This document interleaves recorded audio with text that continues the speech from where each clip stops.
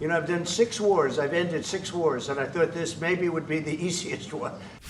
I'll be talking about the others. Look, India, Pakistan, we're talking about the big places. When you look at, you just take a look at some of these wars. You go to Africa and take a look at that, Rwanda and the Congo. The war is going to end.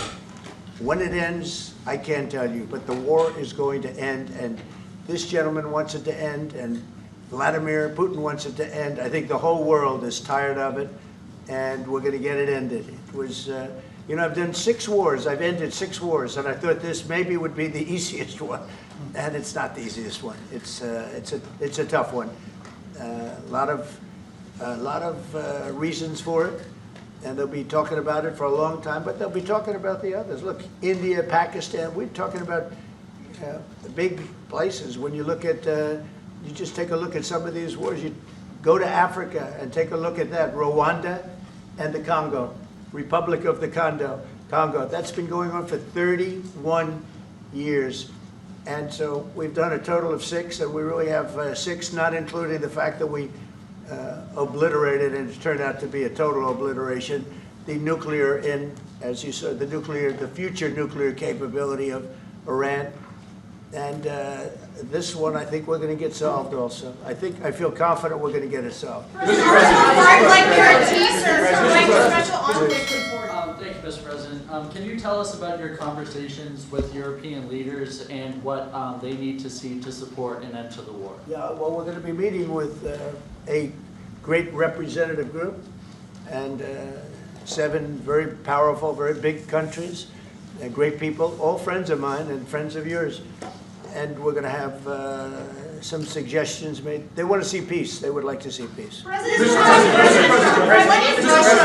Russia? Go ahead, please. In the red. In the red. President Trump, do you think it's fair to, for Ukraine and for Russia to achieve a lasting and durable peace if Ukraine cedes its territories that Russia hasn't yet conquered? Do you think it's a fair peace for Ukraine? We're going to have a lasting peace. Just to answer the first part of your question, we're going to have a lasting peace. I hope it's going to be immediately. I hope it doesn't have to go on. And I think people of the whole world is going to be very happy when that's announced. Mr.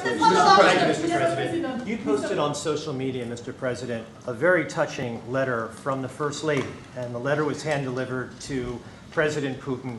And it calls for an end to the war, essentially, because of the children and the children's future. Why did the First Lady feel that letter was necessary? Was it because she believes that Mr. Putin is the aggressor in the war? Is a similar letter being hand-delivered to President Zelensky? So the First Lady felt very strongly. She's watched the same thing that you watch and that I watch.